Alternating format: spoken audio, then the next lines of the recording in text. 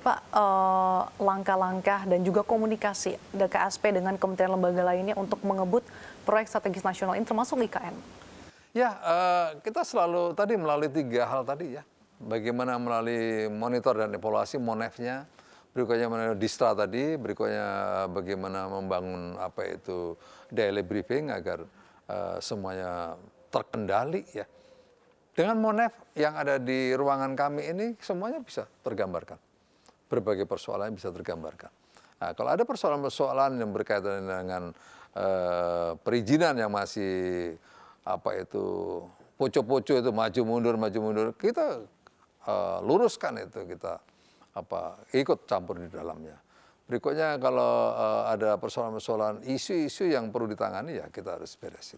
Oke, Pak, terkait dengan proyek strategis nasional, apakah ada beberapa proyek yang perlu lagi dievaluasi ulang sehingga pemerintah harus memilah-milih lagi secara cermat proyek mana yang masuk dalam proyek strategis nasional, karena salah satu contoh terkait dengan Bandara Kertajati yang dianggap tidak perform nih Pak, padahal dana yang dikeluarkan ini sungguh cukup fantastis hingga 2,6 triliun. Tanggapan Anda, Pak?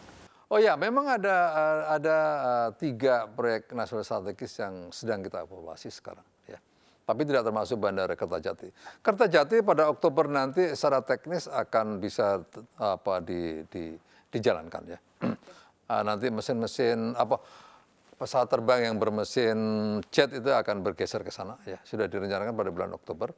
Berikutnya apalagi nanti sambil menunggu perkembangan pembangunan jalan tolnya, kalau sudah beres maka bisa dengan cepat bisa digunakan. Dan terakhir kemarin terakhir kemarin di Kertajati sudah digunakan untuk haji ya. Untuk haji begitu. Jadi kita tunggu sebentar lagi lah. Ya. Oke, yang tadi Anda sampaikan 3 proyek sedang dievaluasi, ini proyek apa saja, Pak? Dan pertimbangannya apa saja? Ya, memang ada 3 proyek yang diusulkan untuk dicabut dari daftar PSN ya, dengan berbagai pertimbangannya. Yang pertama adalah Pelabuhan Ambon Newport ya.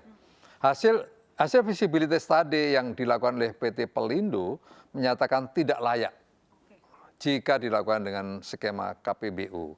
Yang kedua alasannya berdasarkan pada hasil FS, pada tanggal 27 Desember, Menteri Perhubungan telah bersurat kepada PT Pelindo untuk tidak melanjutkan penyusunan dokumen perencanaan.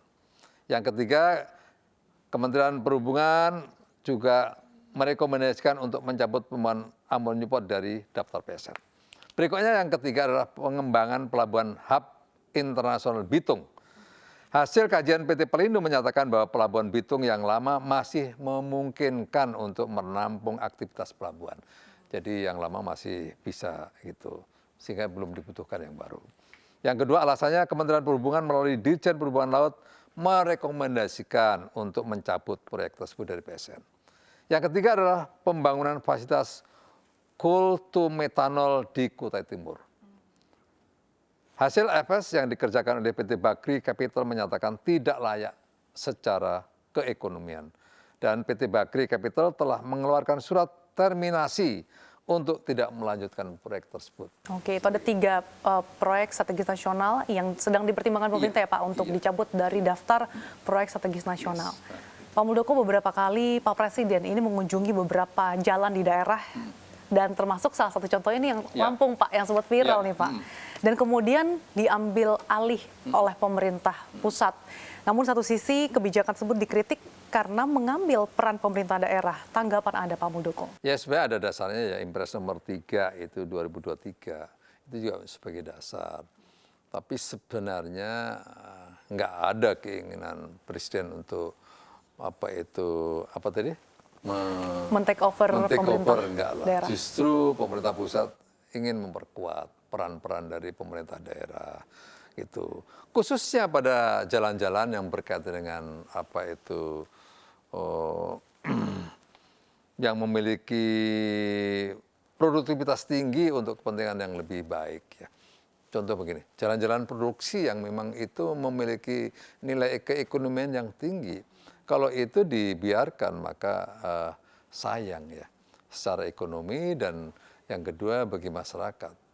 Masyarakat punya produk tertentu yang punya keunggulan, tapi karena terhambat oleh jalan produksi dan akhirnya tidak efisien, maka itu akan memunculkan kekecewaan bagi para masyarakat. Dan kekecewaan itu pada ujungnya akan penderitaan karena dia tidak bisa memiliki pendapatan yang selayaknya, kan begitu. Maka Presiden menganggap penting bahwa ada pada daerah-daerah tertentu yang perlu penguatan dari pusat ya.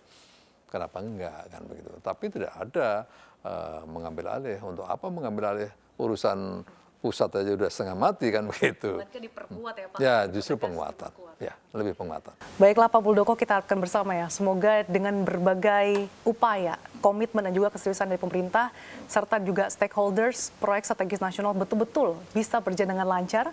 Ya. Bukan hanya angan-angan saja Pak, dan bukan nantinya hanya proyek warisan, melainkan betul-betul nantinya bisa berdampak bagi perekonomian, menyejahterakan masyarakat, dan tentunya memberikan pemerataan bagi pembangunan daerah. Terima kasih atas waktunya Bapak Muldoko, Kepala Staf Kepresiden Republik Indonesia, atas waktunya untuk CNBC Indonesia. Oke. Sehat selalu Pak Muldoko. Itu warisan yang positif Warisan yang positif. untuk masyarakat Indonesia masa depan.